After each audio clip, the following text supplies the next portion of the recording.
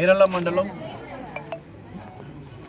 కాణిపక్కం గ్రామ పంచాయతీకి సంబంధించిన ఆ దేవుడు ఆశీస్సులతో సిగిరపల్లి గ్రామం ప్రజలకి ఈరోజు ఐరళ్ళ మండలం ప్రజలకి నియోజకవర్గం ప్రజలకి రాష్ట్రమంతా కూడా రామవారి ఆలయము ఈరోజు ప్రారంభం చేసిన ఇది ఎన్నో రోజులు కలలుగన్న ఒక గ్రామస్తులు దాంట్లో భాగంగా ఈ ఊరు గ్రామస్తులు పెద్దలు సోదరులు నా మిత్రులు నాతో అందరూ మహిళా అక్కజల్లు ప్రతి ఒక్కరు కూడా ఇటువంటి ఆలయం కావాలని కోరుకున్న ఒక ప్రజలకి ఈరోజు చాలా కృతజ్ఞతలు తెలియజేస్తున్నాం.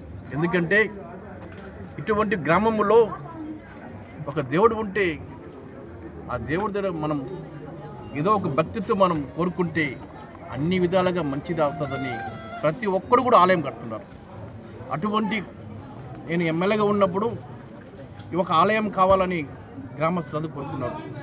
ముఖ్యంగా నా తమ్ముడు సురేష్ గారు అన్ని విధాలుగా దీన్ని ఎట్లైనా ఆలయం కట్టాలా, దీనికి మంచి ఒక ప్రజలతో సపోర్ట్ కావాలా, గ్రామంలో అందరూ కూడా కలిసిమెలిసి చేయాలనేది కోరుకున్న మంచి ఒక వ్యక్తిగత మనిషి.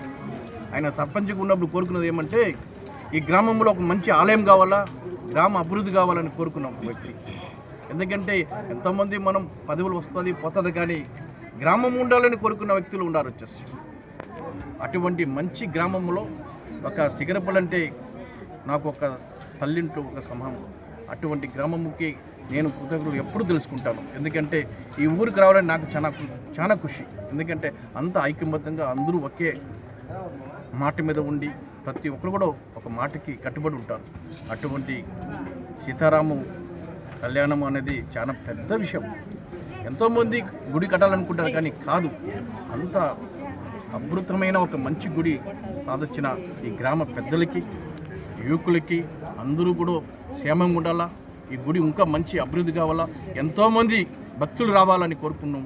అన్ని విధాలుగా ఈరోజు మంచి రోజు, ఈ గ్రామం బాగుండాలని కోరుకొని ఈ మంచి కార్యక్రమానికి మా మిత్రులు మీడియా మిత్రులు వచ్చిన దానికి చాలా సంతోషం.